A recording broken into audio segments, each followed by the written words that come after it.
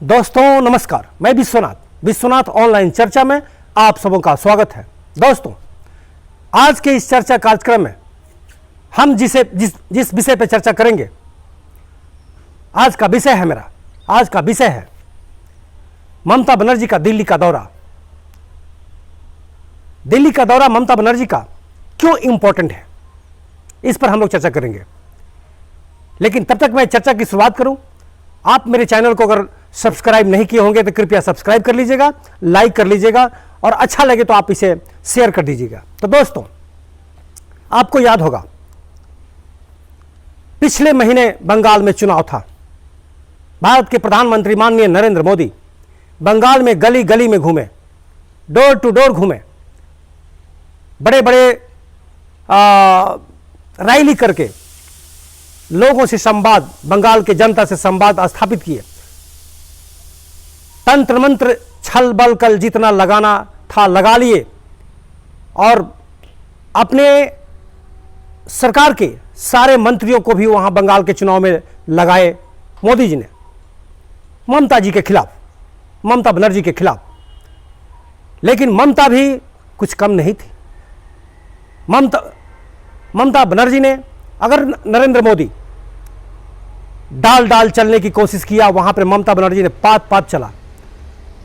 माननीय नरेंद्र मोदी ने जय श्री राम का वहां भी नारा दिलवाने की कोशिश किया, क्योंकि इनका तो यही है, विकास इनके चुनाव में गौण हो जाते हैं और धार्मिक नारों से वह चुनाव गूंजने लगता है।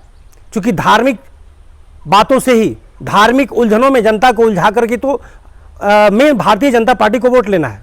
भारतीय जनता पार्टी जानती है कि विकास मेरा क्या है। भारतीय जनता पार्टी की सरकार यह भी जानती है कि कहां तक विकास मैं किया हूं, उनको पता है। इसीलिए उन्होंने जिस चुनाव में वो जाते हैं, हिंदू मुस्लिम का कार्ड खेलते हैं और वहां से वोट हथिया लेते हैं। इसको ममता बनर्जी पहले ही भांप गई और इनकी एक भी चलने नहीं दिया। तो नरेंद्र मोदी ने बंगाल के हर कोने कोने में घूमने की कोशिश किए, घूमे भी और अपना हिंदुत्व कार्ड खेलने की कोशिश किए। लेकिन ममता बनर्जी ने ऐसी चाल चली कि नरेंद्र मोदी की राजनीति वहां पे फीकी पड़ गई और ममता बनर्जी ने एक नारा दिया, खेला होबे। खेला होबे इतना प्रसिद्ध नारा हुआ कि जनता ने तहे दिल से ममता बनर्जी को स्वीकार किया और ममता बनर्जी को भारी पूर्ण बहुमत से जिताया। और ममता बनर्जी ने अपने राजनीतिक खेल से माननीय नरेंद्र मोदी जी को बंगाल से बाहर कर दिया और ये दिखा दिया पूरे भारत में, पूरे विश्व में ये सब जगह ये फैला दिया कि नरेंद्र मोदी की राजनीति के ऊपर भी कोई राजनीति है।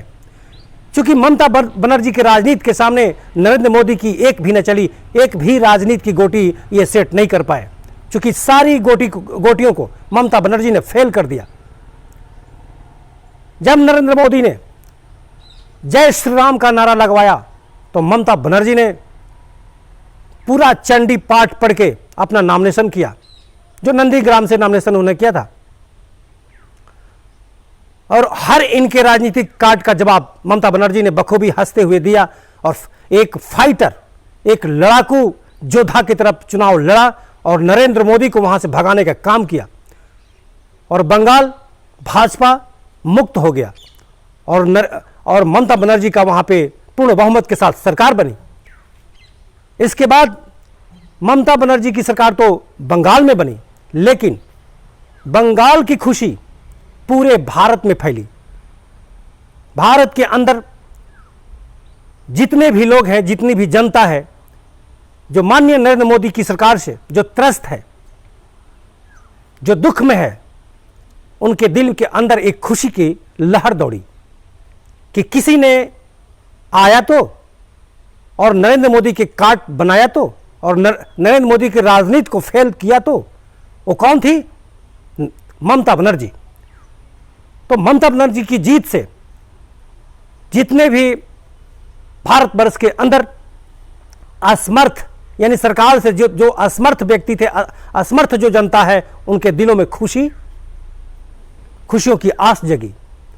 और जो आईटी सेल केवल और केवल भारत के अंदर वही आईटी सेल वाले थे जिनके दिल में यह दुख पैदा हुआ कि माननीय नरेंद्र मोदी हार गए वहां, क्योंकि भाजपा नहीं हारी, माननीय नरेंद्र मोदी जी हारे हैं ममता जी के सामने, ममता बनर्जी के सामने। इधर 26 जुलाई को एक हफ्ते पहले ममता बनर्जी ने जब दिल्ली का दौरा निश्चित किया कि अब खेला बंगाल में तो हो गया, अब ये खेला दिल्ली में होगा, ये सुन करके भाजपा के अंदर दहशत फैल गई कि ममता बनर्जी बंगाल से तो भगाई ही, अब लगता है कि दिल्ली की कुर्सी से भी ममता बनर्जी भगाएगी। तो ममता बनर्जी ने अपनी बिसात बिछाते हुए, अपनी राजनीतिक जाल बिछाते हुए दिल्ली का दौरा किया। और जैसा कि संवैधानिक तौर पे जब कोई मुख्यमंत्री जीतता है तो पहली बार प्रधानमंत्री से मुलाकात करता है, तो संवैधानिक तौर तरीकों से ममता बनर्जी ने पहली बार आकर के जीतने के बाद दिल्ली में भारतीय प्रधानमंत्री नरेंद्र मोदी से मुलाकात की। उसके बाद विपक्ष में बैठी सर्वमान्य विपक्ष की सबसे बड़ी नेता सोनिया गांधी से मुलाकात की। मुलाकातों का दौरा रुका नहीं, मुलाकात पे मुलाकात करती गई।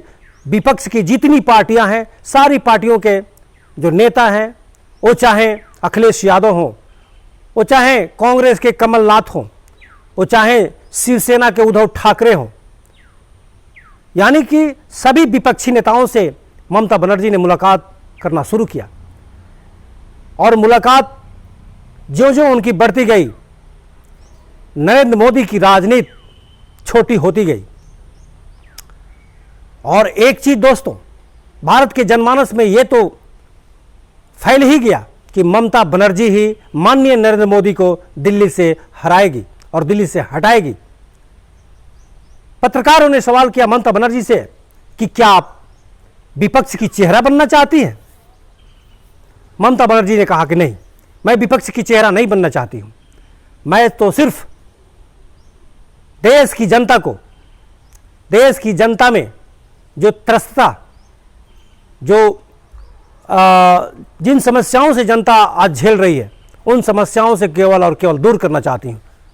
और वो समस्याओं का जड़ है भारतीय जनता पार्टी का कुशासन।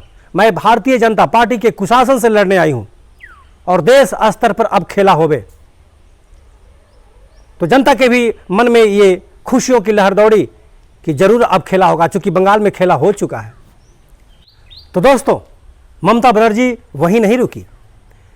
पेगासस जो आज सुन रहे हैं आप, जासूसी कांड, जिस जासूसी कांड में माननीय नरेंद्र मोदी और माननीय नरेंद्र मोदी की सरकार पूर्ण रूप से घिरी हुई है, ममता बनर्जी ने पेगासस पे भी सारे विपक्ष को एकजुट करने की कोशिश किया और एकजुट कर भी ली और पेगासस पे घेरने की पूरी तैयारी की। तो पेगासस पे ममता बनर्जी ने मोदी सरकार को इस तरह से घेरी कि मोदी सरकार को अब जवाब देते नहीं बन रहा है।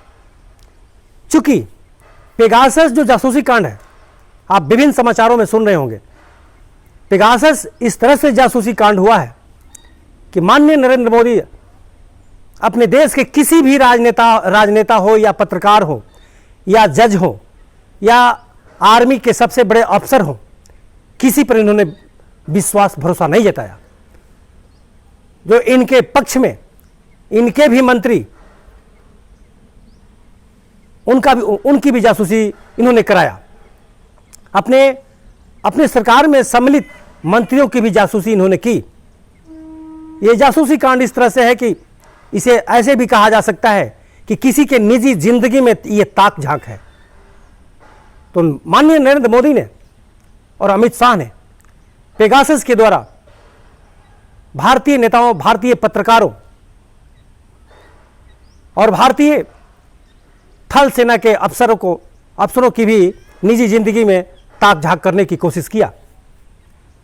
इस पर ममता बनर्जी ने, चूंकि पेगासस चूंकि इंटरनेशनल मुद्दा है, तो पेगासस पे और जिस देश में पेगासस को निजी जिंदगी में ताक झांक का हथियार जिसने बनाया है वहाँ पे जांच चल रही है, वो चाहे फ्रांस हो, वो चाहे ब्राज़ील हो। लेकिन भारत में भारतीय सरकार, जो माननीय नरेंद्र मोदी की सरकार है, ये जांच कराने से पीछे हट रही है और केवल मंच से यही बोलती है।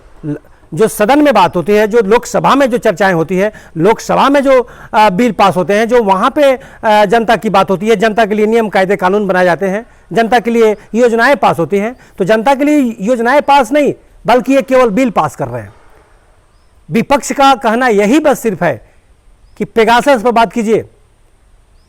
जनता जिन समस्याओं से आज घिरी हुई है, कोरोना की वैक्सीन नहीं है, उन समस्याओं से भारतीय जनता को जहां वैक्सीन नहीं मिल रही है, वैक्सीन की किल्लत हो रही है, उस पर चर्चा कीजिए।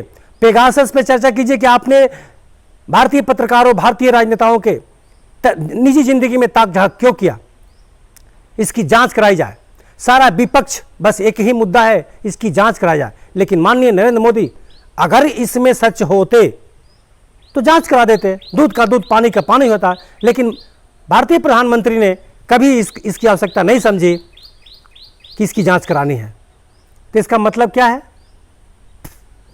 जब पेगासस जांच पेगासस से आपने ताक झांक लोगों के निजी जिंदगी में नहीं किए हैं, तो फिर जांच कराने में आपको दिक्कत क्या है? दूसरी ओर दोस्तों, हमारे भारतीय किसान आज 8 महीने 9 महीने होने वाले हैं, दिल्ली के बॉर्डर पे चारों तरफ से धरना दिए हुए हैं कि सरकार एक बार बात कर ले और हमारी समस्याओं को समझे। क्या वो किसान देश की जनता नहीं है? उन समस्याओं को, उन किसानों की समस्याओं को सरकार आंख बंद करके नजरअंदाज कर देती है और आज तक किसानों से बात करनी नहीं गई।